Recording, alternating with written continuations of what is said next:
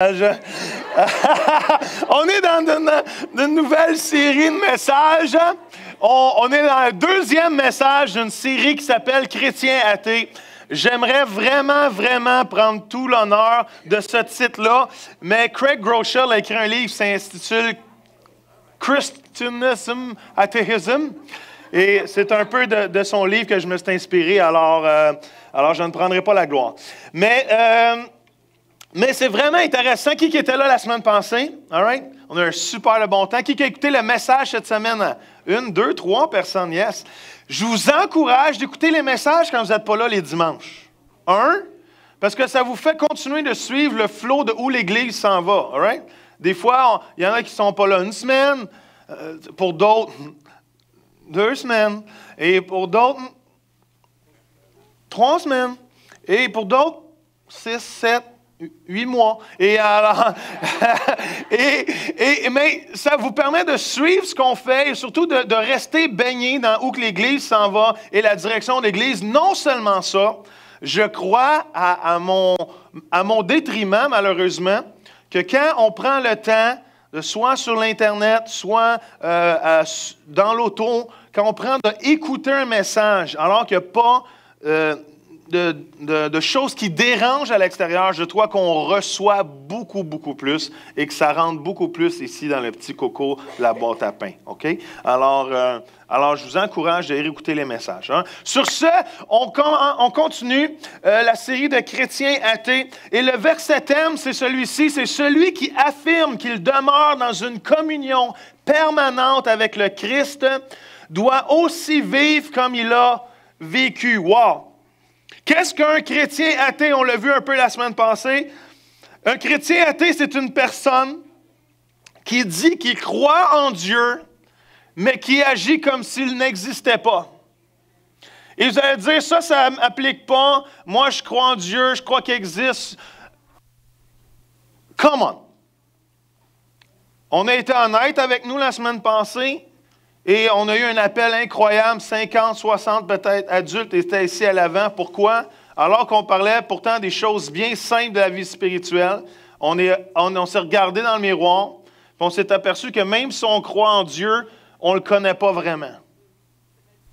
On s'est aperçu que même si on croit en Dieu, puis même encore plus plate que ça, on vient à l'église dimanche après dimanche.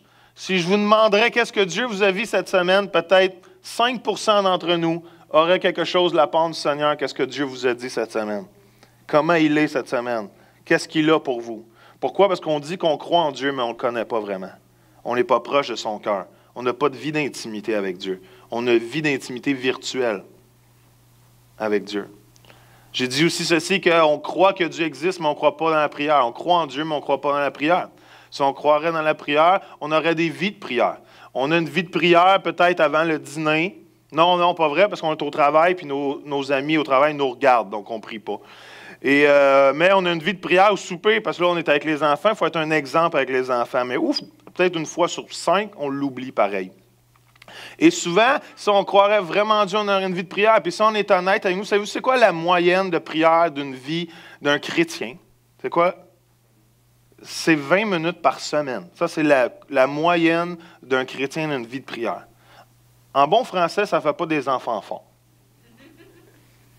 Mais c'est la vie spirituelle qu'on a. Et comme j'ai dit il y a quelques semaines, ma plus grande frustration avec l'Église et les chrétiens aujourd'hui, je m'inclus moi-même, c'est notre manque de progrès spirituel. On est dans l'Église depuis 20, 30, 40 ans pour certains, 10 ans, 5 ans, et on est encore à la même place où il y a peu d'avancement. Et ça, c'est une honte. Je ne suis même pas dans mes notes, là, mais je dis c'est une honte au salut que Dieu nous a donné. Et ce matin, je vais adresser 2 autres choses. On croit en Dieu, mais honnêtement, on ne lui fait pas nécessairement confiance.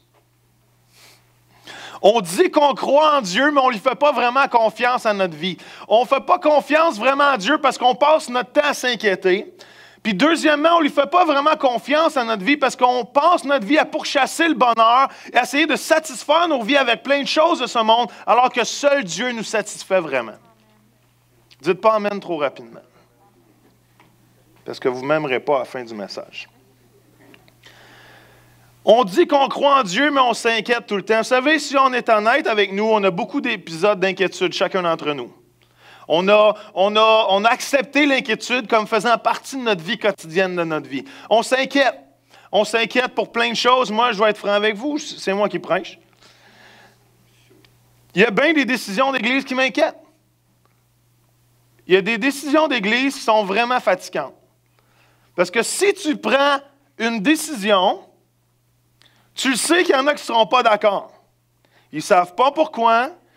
Je ne leur dirai pas pourquoi, parce que je n'ai aucune raison ou besoin de leur dire pourquoi. C'est mon rôle de prendre des décisions. Mais à cause qu'ils ne comprennent pas, ils ne savent pas toutes les informations, ils vont te juger pour les décisions que tu prennes, ils vont te frustrer, tu risques d'en blesser. Mais si tu ne prends pas de décision, il y en a d'autres qui vont être frustrés parce que le pasteur, il n'agit pas assez vite, il ne prend pas de décision, il n'y a pas de culotte, puis... Ben, il y a des culottes, mais il n'aimait pas.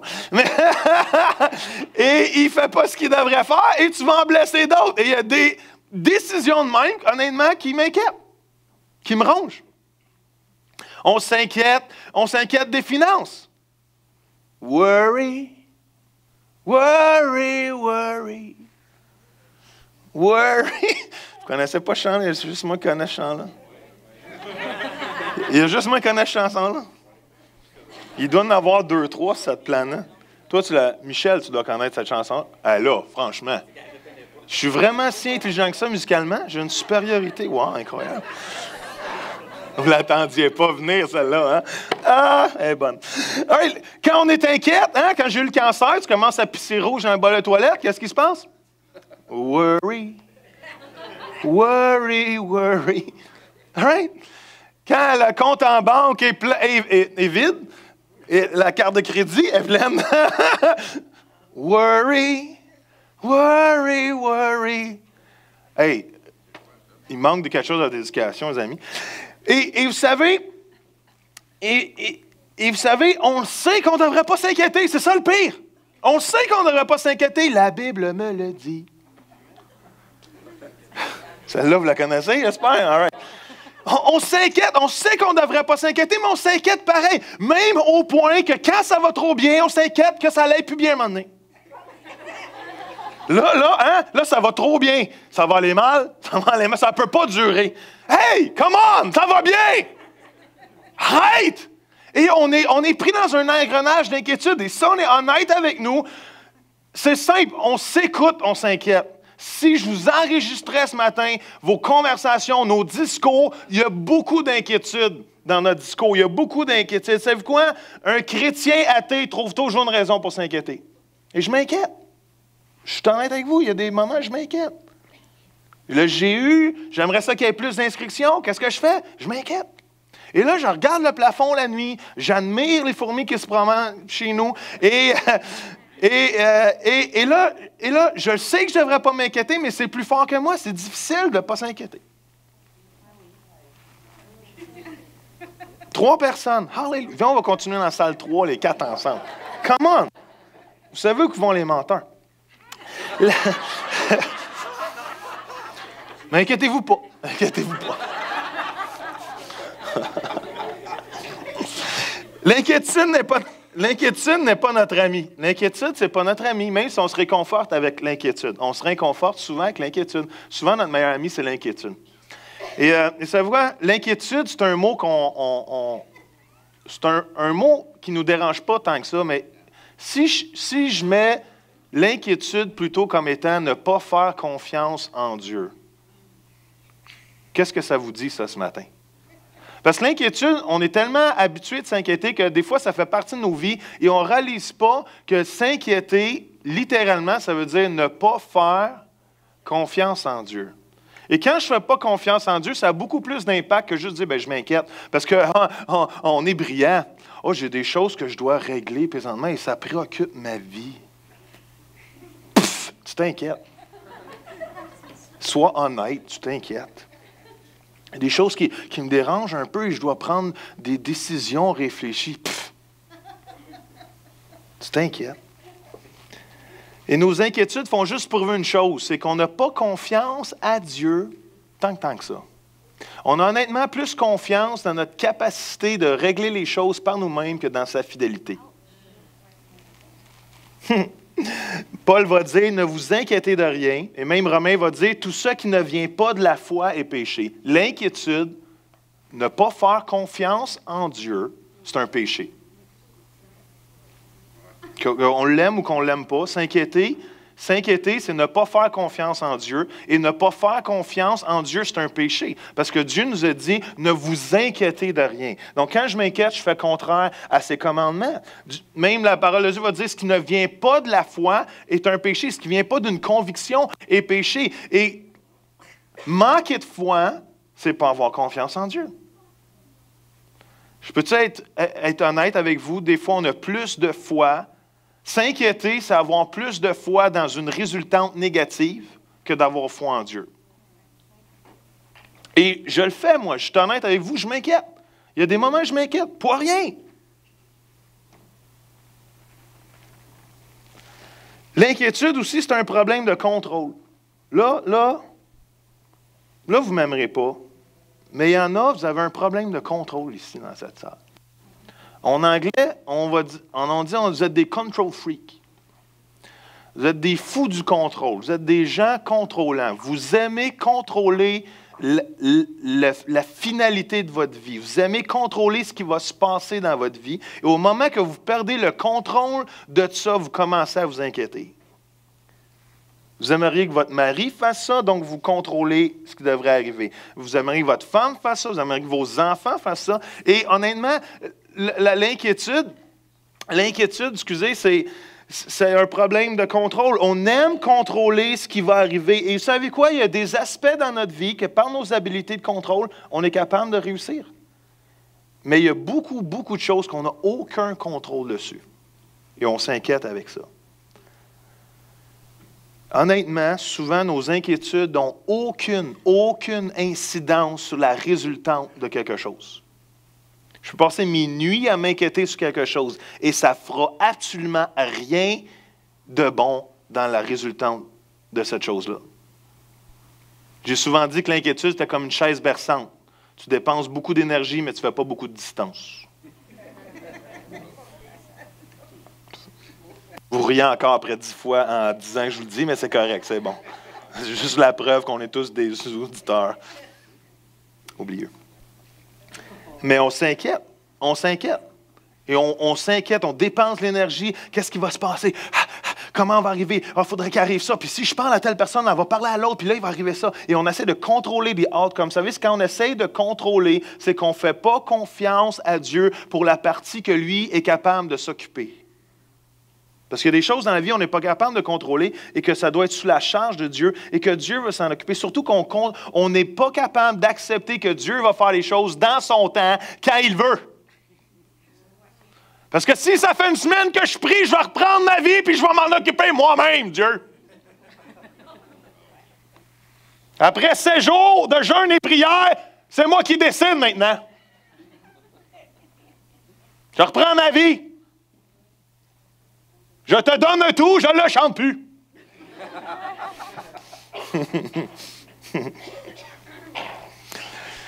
On a un problème de contrôle. L'inquiétude, plutôt, devrait être le signal d'alerte pour la prière.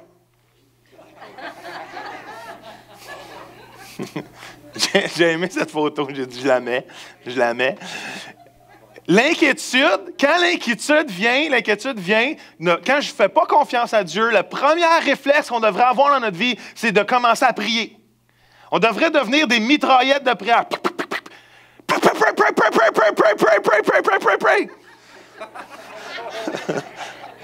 C'est subtil quand même. Merci Éric, j'apprécie. On devrait être rapide à prier. Des fois, on pense qu'on a inquiétude, il faut que j'aille prier 4 heures. Non, au moment que je commence à prier, je suis en train de juste donner mon fardeau à Dieu, puis lui laisser contrôler ce que lui peut contrôler, puis moi, de juste vivre dans la paix des choses que je ne peux pas contrôler. Est-ce que vous me suivez? Alors, quand je commence à être malade, quand ça ne va pas bien dans mon couple, hein? Avec les yeux ouverts, oui. Tant que tu shootes, mais Il faut apprendre à prier rapidement. Il y a un besoin, on prie. Il y a un besoin, on prie. On est des mitraillettes de prière. Si on apprend des mitraillettes de prière, on va beaucoup plus apprendre à prier sans cesse qu'à être capable de se mettre 4 heures de côté à prier dans notre chambre, en dessous de notre couverte avec une petite lumière puis notre Bible. C'est pas vraiment accessible pour tout le monde de faire ça. Mais quand il y a des besoins et on dit, OK, il y a un besoin, au lieu de s'inquiéter, ah ouais, qu'est-ce qui va arriver? Ah ouais, c'est triste. On va prier. Et l'inquiétude devrait avoir comme premier réflexe de prier rapidement, de prier intentionnellement. L'inquiétude, c'est d'essayer d'essayer de porter un fardeau qui n'est pas le nôtre au lieu de le laisser à Dieu. Il y a un proverbe que j'aime bien, je pense que je l'ai écrit, ça dit ceci, Proverbe 3, 5, 6, ça dit « Ne te fie pas à ta propre intelligence, mais quoi? Mets toute ta confiance dans le Seigneur. Appuie-toi sur lui dans tout ce que tu entreprendras. Il te guidera. » Amen. Si je m'inquiète, je ne place pas toute ma confiance en Dieu. Deuxième chose ce matin, j'y vais quand même assez rapidement. Je crois en Dieu, mais je recherche le bonheur à tout prix. Vous savez, Dieu veut nous bénir, Dieu a des plans magnifiques pour nous, Dieu a des rêves pour nous, Dieu veut qu'on accomplisse nos rêves, j'en ai prêché, mais au moment que tu commences à penser que l'ultime but de notre vie, c'est de vivre le bonheur, tu commences à t'en aller sur un terrain glissant. Je m'explique. Dieu nous veut heureux. Dieu veut qu'on vive le bonheur. Dieu veut qu'on accomplisse des rêves. Dieu veut qu'on soit béni. Mais au moment que tu commences à penser que vivre dans le bonheur est l'ultime chose pour ta vie, tu commences à t'en aller dans un terrain très glissant. Pourquoi? Parce que les chrétiens athées ont tendance à ne pas faire confiance à Dieu avec leur centre de leur vie, avec leurs désirs et essayer de combler, satisfaire leur vie avec les choses de ce monde au lieu de complètement abandonner la résultante de leur satisfaction à Dieu seul. Est-ce que vous me suivez?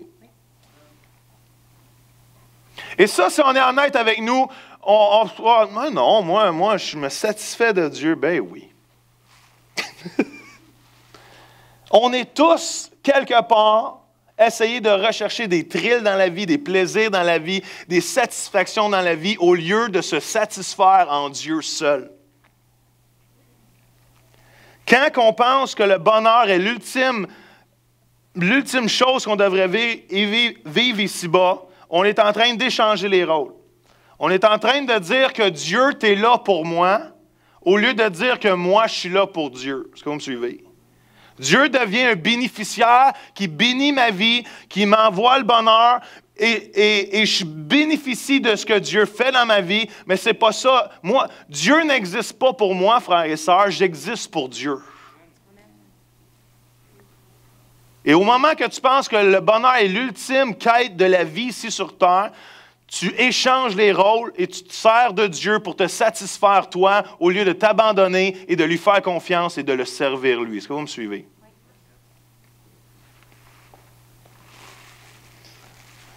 Dieu, mais pourtant, ça a l'air d'être une bonne idée de chercher le bonheur, non? Mais ça semble, tu sais, qui ne veut pas être heureux dans la vie? On veut tous être heureux. Mais la parole de Dieu va dire qu'il y a des choses qu'on pense que dans la tête de l'homme, ça a l'air bright, mais que ce n'est pas ça qui va l'emmener à la vie. Si on commence à rechercher le bonheur au-dessus de toute chose pour nous satisfaire le creux qui est ici, que juste Dieu peut combler, si on commence à chercher dans les choses de ce monde et les possessions de ce monde, laissez-moi vous dire, vous êtes comme un âne avec une carotte devant vos yeux, que vous allez pourchasser toute votre vie, mais que vous n'allez jamais attraper. Parce que les choses de ce monde ne satisfont pas la vie. Est-ce que vous me suivez? L'argent ne satisfait pas la vie.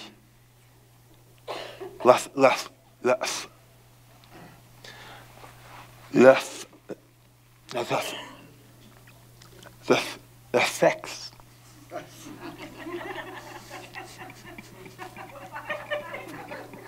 Excuse, ça ne va pas facilement, c'est rare que j'utilise ce mot-là. Et ça ne satisfait pas la vie. Les activités. Écoute, je suis triste de dire ça. Je le dis tristement. Mais le golf ne satisfait pas la vie.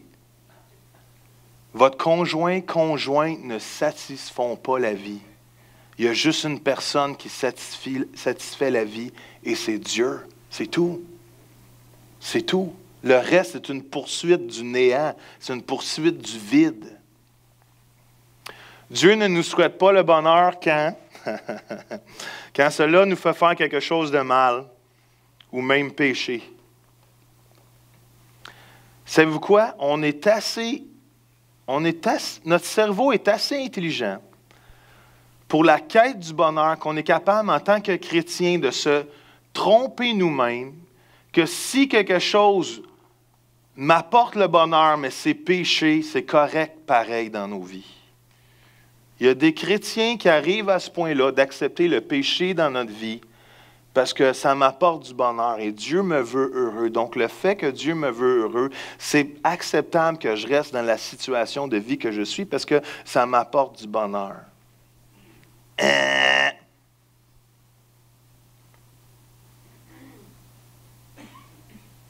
C'est pas parce que quelque chose qui t'apporte du bonheur est ce que Dieu veut pour toi. Allô? Le péché peut apporter le bonheur. Le péché peut apporter le bonheur. Mais non, hein, oui. Sinon, le monde ne vivrait pas dans le monde présentement. Le péché peut apporter le bonheur, mais c'est quoi? Tu vas toujours payer pour ton péché au bout du compte. Ça va toujours te rattraper. Puis si ce n'est pas aussi bas, ça va être à la fin. Puis moi, ça ne me tente pas. Moi, je veux que mon péché soit réglé dans ma vie. Moïse a dit ceci, bien, c'est pas Moïse, c'est Hébreu, mais c'est Moïse qui a fait ça. Il a dit, préférait être maltraité avec le peuple de Dieu plutôt que de jouir des plaisirs momentanés du péché. Wow! J'aime mieux souffrir, j'aime mieux pas être dans le bonheur que d'avoir du plaisir dans le péché présentement. On est-tu capable de faire ça? Parce qu'il y en a qui aiment tellement le bonheur, ils croient en Dieu, mais ils sont prêts à pécher pour avoir le bonheur, même s'ils disent qu'ils croient en Dieu. Est-ce que vous me suivez que je suis en train de dire présentement? Dieu ne nous souhaite pas le bonheur quand il est basé sur les possessions ou les choses de ce monde. Je suis en train d'avancer trop vite. Hein? Avez-vous remarqué qu'aujourd'hui, la vie, dès que tu allumes la télévision, la vie est basée sur la chose qui passe présentement à la télé. Si tu ne l'as pas, tu ne seras pas heureux dans la vie. Hein? On était à la ronde avec 40 jeunes de la jeunesse hier, puis on avait même nous, on tombe dans le panneau, on avait un jeune homme qui n'avait jamais mangé une queue de castor de sa vie. Et là, on y a tombé dessus, on y a dit franchement, j'ai dit, à l'âge que tu es rendu, tu n'as pas encore expérimenté de manger une queue de castor, tu ne connais pas encore la vie, jeune homme. Tu n'as pas encore expérimenté. Tant que tu n'as pas mangé une queue de castor, tu ne sais pas c'est quoi la vie encore. Le jour que tu vas avoir mangé une queue de castor, tu peux mourir, tu es correct. Tant que tu as donné ta vie à Jésus. Mais et encore là, la vie est de même, le monde est comme ça. Le monde est comme ça. Si tu n'as pas la nouvelle auto qui vient de sortir, l'autre n'est pas bonne. Si tu n'as pas le nouveau iPhone 6, le 5.6, C est plus bon. Le 4 est plus bon, c'est plus bon, il faut que tu aies la nouveau bidule, parce que sinon, tu ne seras jamais satisfait dans la vie. Allô? Il faut que tu aies le nouveau camion. Cherokee, Jeep.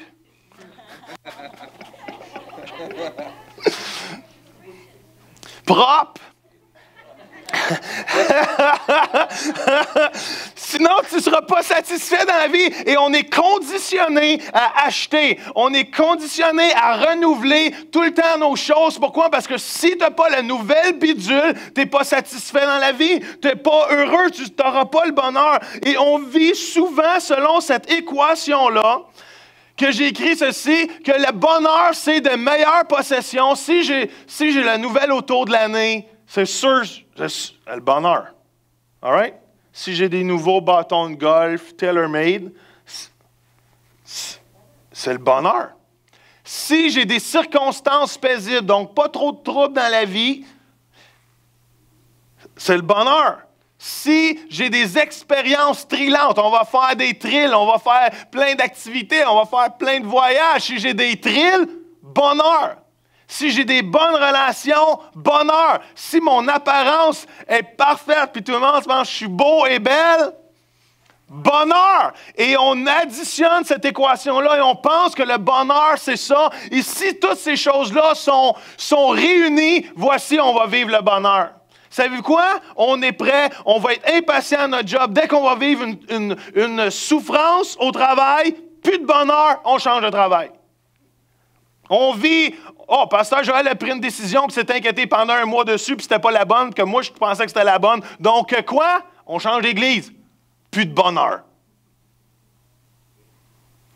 On va même dans des relations extramaritales à cause du bonheur.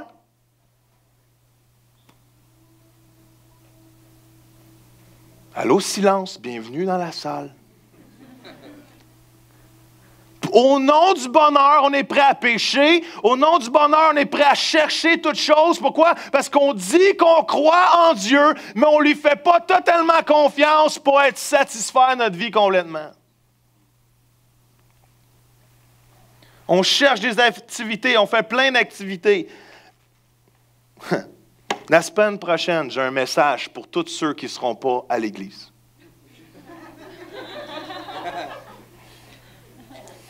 Je vous le dis tout de suite. La semaine prochaine, pour finir la série, ça va être le fun. Un message pour tous ceux qui ne seront pas là. Parce que des fois, on dit qu'on croit en Dieu, mais qu'on ne croit pas vraiment dans l'Église. Là, tout le monde va venir me voir après, non, mais Pasteur Joël, c'est parce que j'ai des raisons pour être là la semaine prochaine. C'est correct. Je t'aime. Je ne m'inquiéterai pas. Vous savez, quand on recherche le bonheur à travers les possessions, c'est comme acheter un produit sur Alibaba Express en Chine. Qui a déjà acheté des produits sur Alibaba Express? AliExpress, c'est ça, AliExpress. Et c'est pas tout de même, mais les Chinois, ou du moins ces pays-là ont réussi à tout copier comme si c'était du vrai. Vous remarquez? Tu peux acheter un driver de golf à 50 $, la même marque, la même couleur, la même étiquette, la même affaire. Pareil, à 50 $ au lieu de 200 $. Et là, tu te dis, ça y est, j'ai pogné le deal de ma vie, je vais m'acheter un driver, il va être écœurant, 50 $. Moi, je sais faire des bons deals dans la vie. Et là, il arrive à la maison, et ce n'est pas un tailor-made, c'est un tailor-made. C'est pas pareil. C'est pas la même marque. Il est pareil. Il sent pareil. Vous ne savez pas, mais je sens mes bâtons de golf. Il a l'air pareil. Il goûte pareil.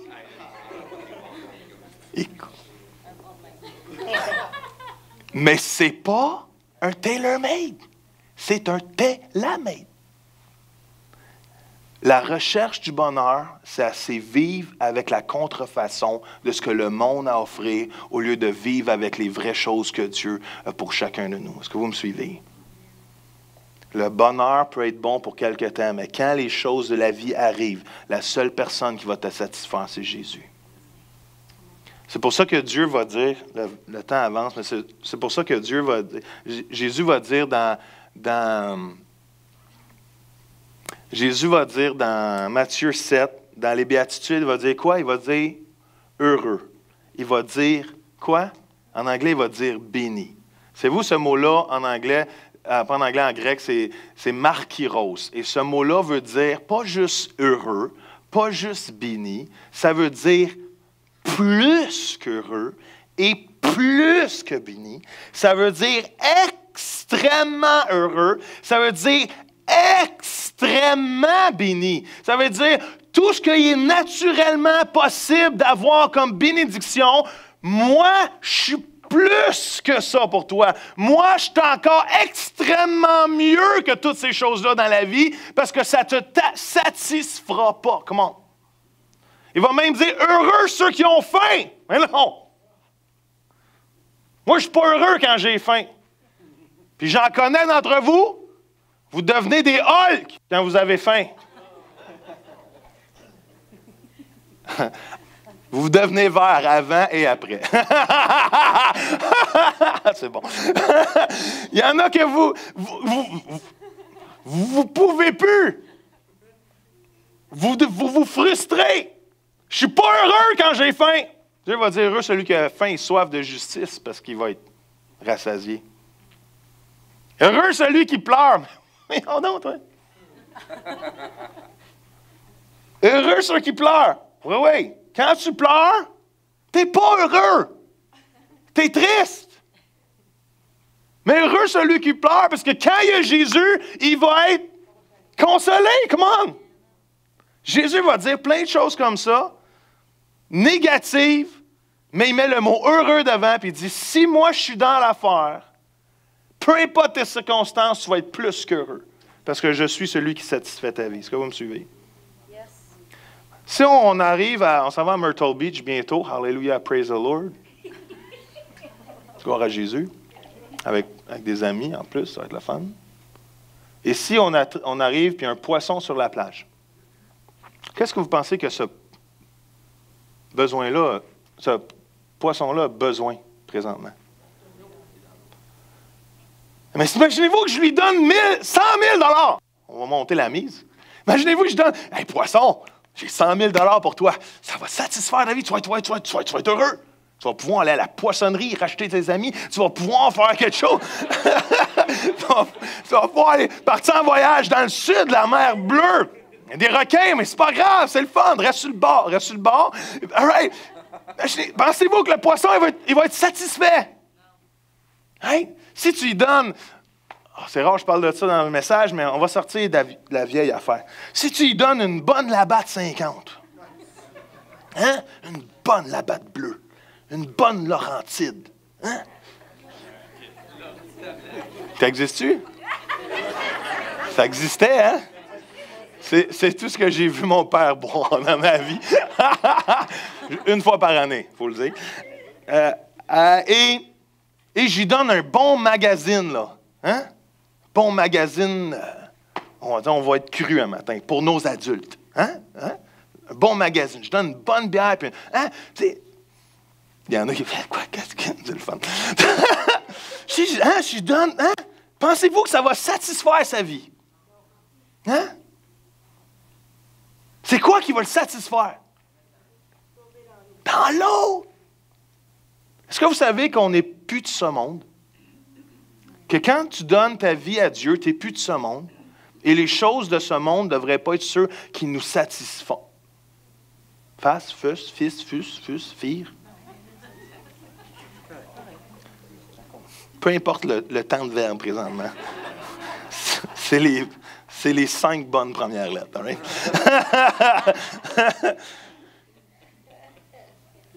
Come on!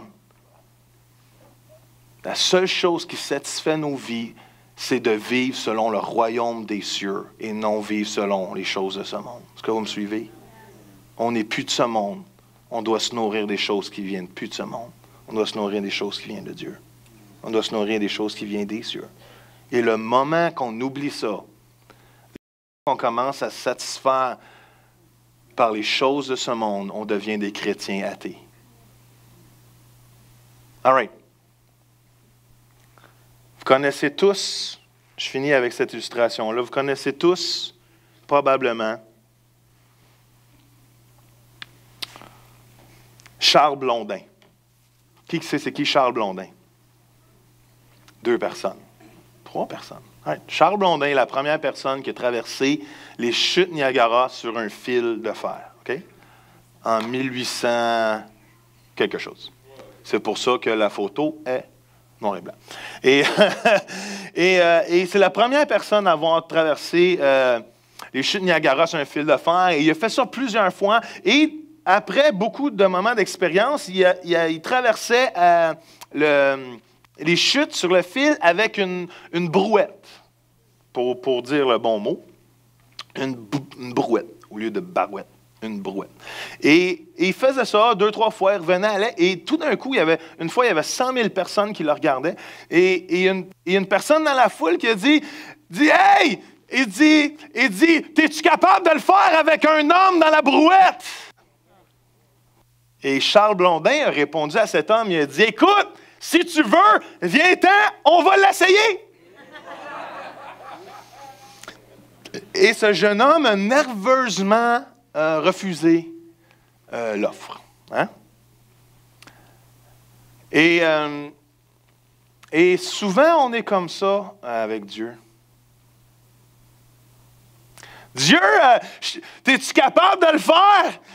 Oui, viens, saute dans l'aventure. Non, ça va être correct. On croit en Dieu, mais on ne lui fait pas assez confiance pour lui donner entièrement notre vie et lui faire confiance totalement dans la brouette de la vie. Oh. Petit poème. On ne lui fait pas assez confiance, on croit qu'il est capable d'accomplir ses promesses, mais pour les autres. On ne lui fait pas totalement confiance de juste sauter dans la brouette et dire « Dieu, dirige ma vie à ta façon, même si c'est précaire, même si à gauche, à droite, un bord c'est les roches, l'autre bord c'est les chutes, même s'il y a le vide partout autour, tant que je suis dans tes mains, Jésus, je suis correct. » Mais les chrétiens athées ne font pas confiance à Dieu à ce point-là. La confiance à Dieu dit « Oui, je te fais confiance, mais je n'embarque pas dans ton aventure. »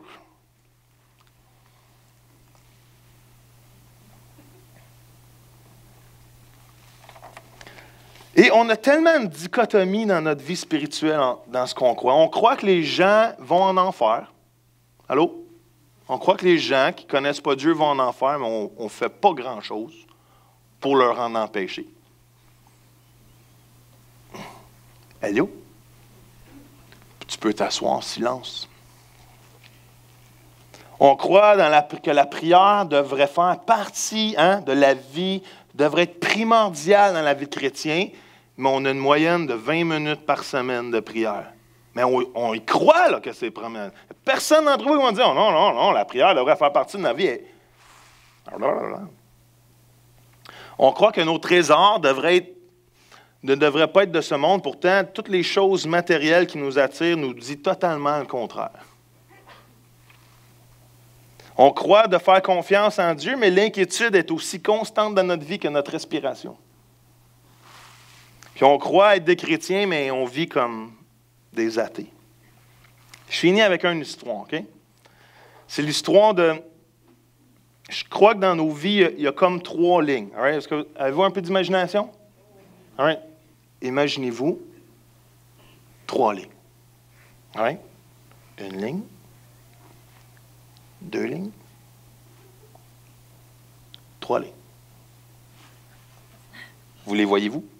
Oui. All right, on peut commencer.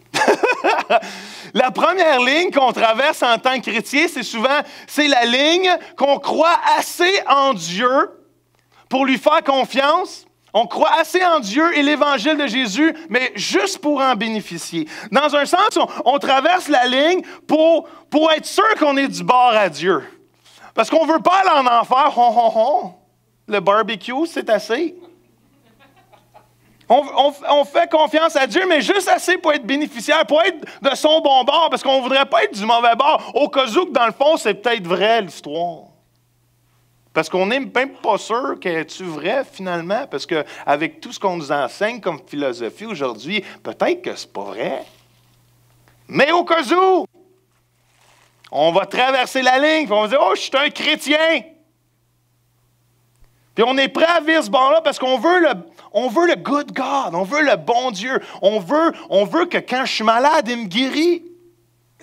On veut que quand ça ne va pas bien, il m'aide. On veut que quand on n'a pas de sous, il me l'envoie. On veut les bénéfices de Dieu. Mais on est souvent comme les 9 lépreux. Un jour, quand il nous a aidés, on l'oublie et on ne vient pas le revoir. Allô? Et ça, c'est la première ligne du chrétien. On est là pour du bonbon, puis honnêtement, je me demande si on peut même appeler ça du christianisme. Je me demande si, là, ici, même s'il y a beaucoup d'entre nous, on vit là, on est satisfait d'avoir un Dieu qui me bénit, on est satisfait d'avoir un Dieu que je peux bénéficier de lui, mais je me demande si, honnêtement, on peut appeler ça du christianisme. Je me demande. Dieu est le seul juge, mais je vous pose la question et vous posez-la vous-même. Parce que même les démons croient en Dieu, mais ça ne change rien dans leur vie.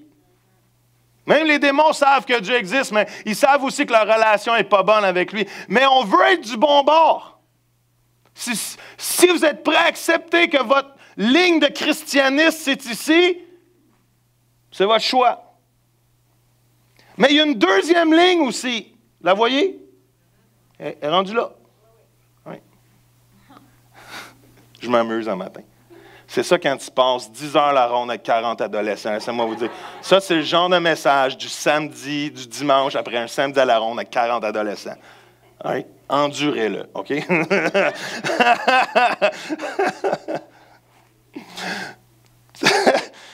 C'est que je crois assez en Dieu puis dans le message de Jésus, mais pour contribuer confortablement. C'est comme, je ne suis pas ici parce que je sais que je dois servir Dieu aussi. Je veux être de l'autre bord de la ligne parce que je veux donner ma vie à Dieu. Je veux lui faire confiance, mais il faut que ce que ça va me coûter, ça soit confortable. Donc, je ne donnerai pas ma dîme. Parce que ça me coûte de quoi? Ça me coûte de quoi? Être fidèle à Dieu, ça fait mal.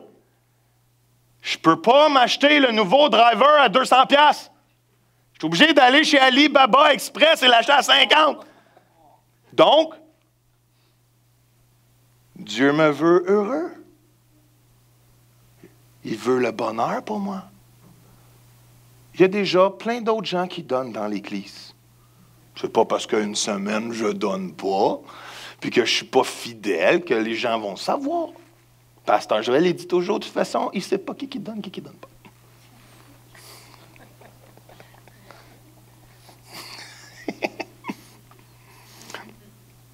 On est prêt à redonner un peu, tant que ça fait pas mal. On est prêt à redonner, ça fait pas mal. Si ça ne coupe pas mon activité que j'avais planifiée samedi, c'est correct, Joël, je peux aller t'aider. Mais si j'avais quoi prévu, écoute, je ne peux pas. Tu sais, il faut être équilibré dans la vie, hein? Il faut donner juste assez. Tu sais, on n'a pas toutes les mêmes limites, hein?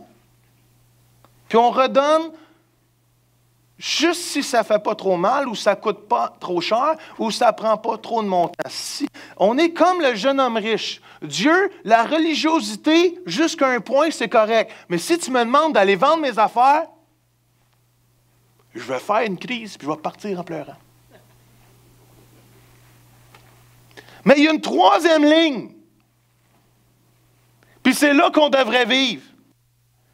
Des fois, trop souvent, on vit dans la première ligne où que je vais à l'église, mais je vais là juste pour être béni, pour être satisfait, pour être un bénéficiaire de ce que Dieu... Des fois, on traverse la ligne, puis on veut redonner un peu, mais si ça coûte de quoi, si ça me coûte mes activités, si ça me coûte mon brunch en famille, si ça me coûte whatever, non, on ne peut pas aller là. Moi, je suis disponible pour Dieu quand je suis disponible.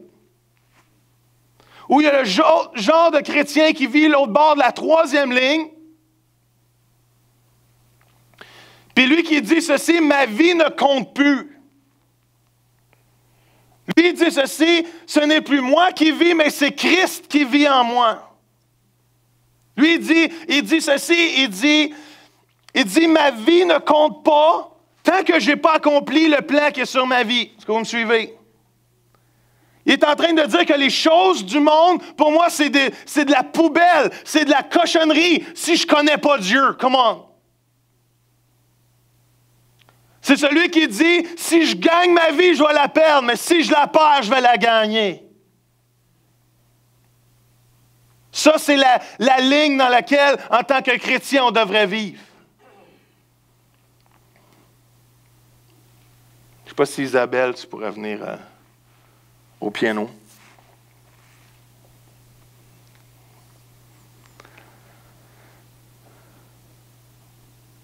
L'ennemi va tout faire. Et l'esprit de ce monde va tout faire pour qu'on recule d'une ligne à chaque jour.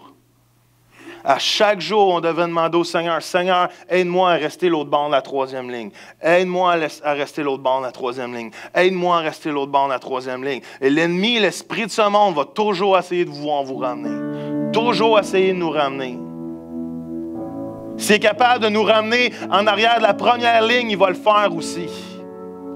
Il pense, il réfléchit à chaque jour. Comment je vais endormir les chrétiens? Comment, si je les endors, ils sont plus utiles pour le royaume de Dieu? Il n'y a pas besoin de vous ramener dans le monde, il y a juste besoin de nous endormir. Il a juste besoin de nous rendre indifférents aux choses de Dieu. Il a juste besoin de nous rendre religieux. C'est assez pour lui.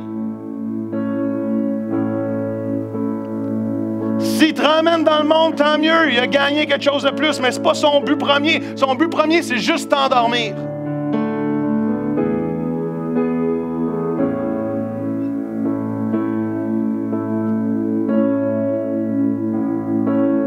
Des, il me disait que l'Église Nouvelle Vie fait la même série de messages présentement.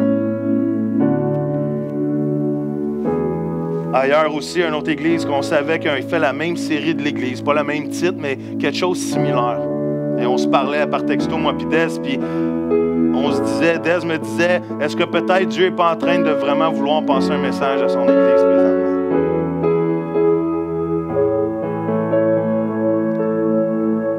On peut-tu juste rêver 2 secondes puis s'imaginer pour 2 secondes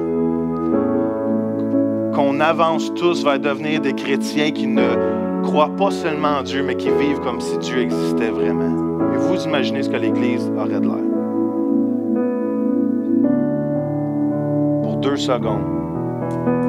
Puis encore, j'ai dit souvent, je l'ai dit la semaine passée, ce message-là n'est pas pour pointer les autres des doigts, ce message-là est pour se pointer nous-mêmes. C'est trop facile de regarder quelqu'un d'autre et de dire « Ah oui, lui, il s'inquiète. » Je m'inquiète pour lui.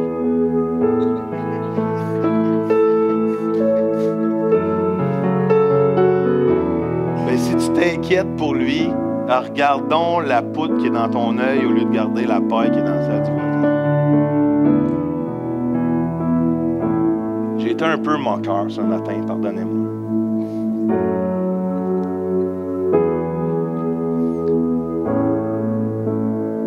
Comme la semaine passée, moi-même, je me suis regardé dans le miroir. Je sais que dans les 3 semaines qu'on va faire, il y a une des façons de vivre de chrétien athée qui va nous toucher, c'est immanquable. Moi, je m'inquiète. Les choses de ce monde, même si je les voudrais, j'ai pas le salaire pour mes payer. Fait que ça m'aide. Mais je m'inquiète. Je suis honnête avec vous, je m'inquiète. Je m'inquiète trop des fois. Ma femme me dit, Joël, tu t'inquiètes, fais donc confiance à Dieu.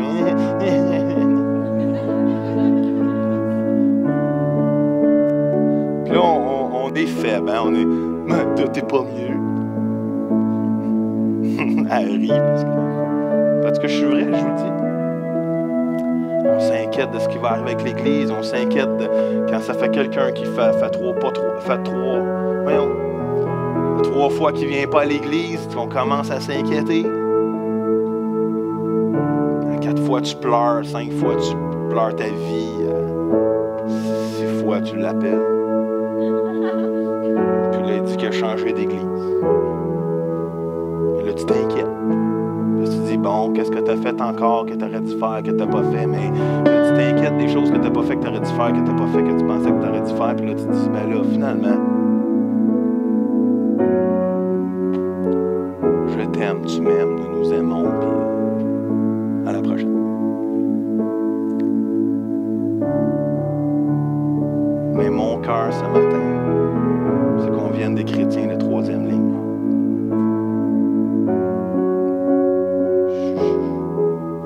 Je suis insatisfait. Honnêtement, je suis honnête avec vous, je suis insatisfait de ce qu'on vit en tant qu'être humain, en tant que chrétien, je trouve. Je suis insatisfait. Je parle de ma vie à moi. Puis je suis sûr que si on aurait une conversation privée, là, dans une ambiance juste d'amour, puis tout ça, je suis sûr que le moment que vous allez ouvrir votre cœur, vous allez me dire, Joël, je suis insatisfait de ma vie présentement. Je suis insatisfait de ma vie spirituelle. Je sais qu'il y a plus que ça. On dirait que je suis engrangé dans une vie qui fait juste suivre le vent ou qui pousse. Mais Dieu a plus que ça. Et je bifurque, là, c'est plus dans mes notes, mais je vous dis que je vous aime. Vous êtes la meilleure église sur la planète. Vous êtes la meilleure église dans tout l'univers. Vous êtes la meilleure église dans toutes les autres galaxies.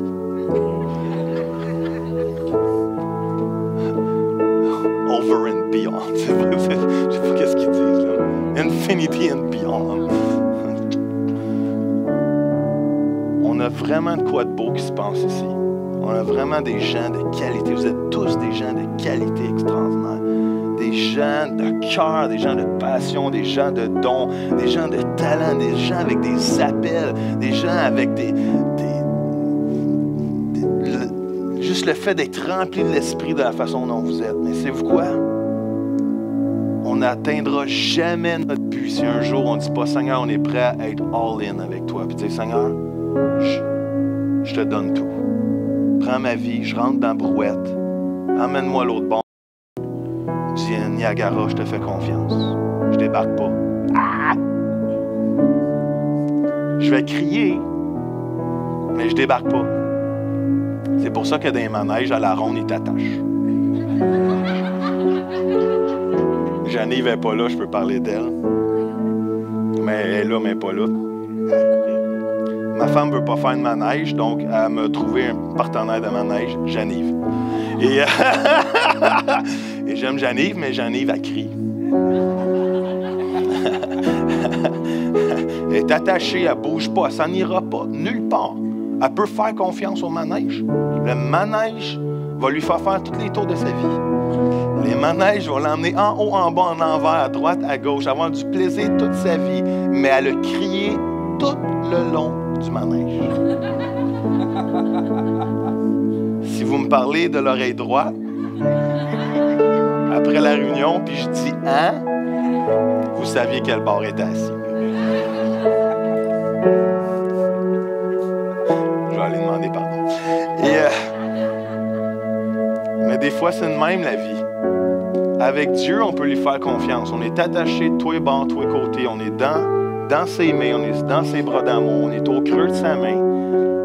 Il y a des moments qu'on va crier notre vie dans l'aventure avec Dieu. Mais pourquoi qu'on arrêterait de lui faire confiance?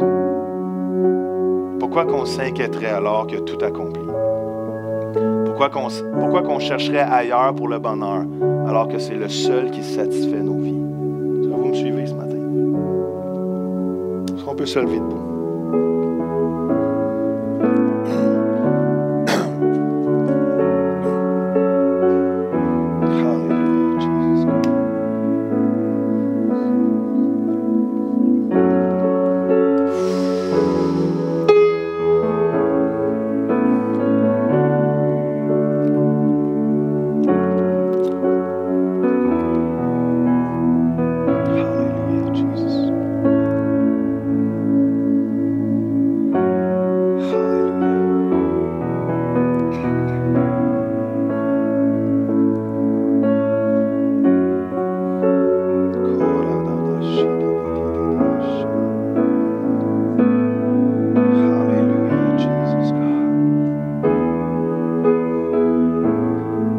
Chanté ce matin, puis c'est le Seigneur qui me rappelle ça, mais on a chanté un moment donné dans les chants, on a dit « Envoie ta paix et envoie ta joie ». Est-ce que vous en rappelez? Et je ne pensais pas faire un lien avec le message, mais le Seigneur me rappelle en terminant. Et vous savez, le Seigneur envoie sa paix quand on s'inquiète. Et le Seigneur envoie sa joie au lieu d'être satisfait par les choses de ce monde. Le royaume de Dieu, c'est sa paix, c'est sa joie. Sa justice dans le Saint-Esprit. Et je pourrais faire plein d'appels. Qui s'inquiète? J'aurais plusieurs mains. Qui pourchasse le bonheur dans les choses de ce monde? J'aurais moins de mains, mais dans le cœur, il se lèverait, par exemple.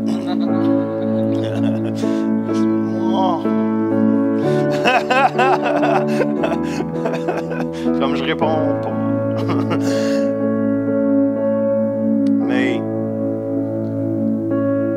je veux pas qu'on regarde au négatif, je veux qu'on rende au positif. Puis le positif, c'est Dieu, je veux te faire confiance. All right?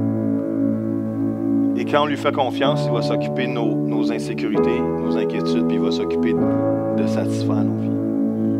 Alors, si vous me dites ce matin, Joël, j'ai besoin de traverser une autre ligne et de lui faire encore plus confiance ce matin, peut-être juste lever la main, j'aimerais ça prier avec vous ce matin. Moi, Alléluia. Papa, il n'y a pas plus grand privilège que de te donner nos vies.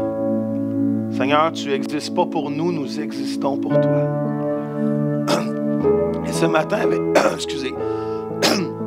avec nos frères, avec mes frères et mes sœurs, Seigneur, on est en train de juste déclarer, Papa, je te remets ma vie encore entre tes mains. Je te demande pardon parce qu'il y a des aspects de ma vie que j'ai repris le contrôle. Je te le remets entre tes mains ce matin dans le nom de Jésus.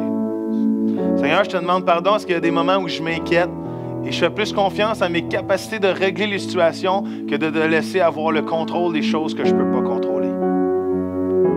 Envoie ta paix dans ma vie maintenant. Seigneur, je te demande pardon parce que des fois, les activités de ce monde, les thrills de ce monde, les choses de ce monde, les biens de ce monde sont trop présents et j'essaie trop de satisfaire ma vie avec cela au lieu de me satisfaire d'être dans ta présence et de vivre au pied de la croix.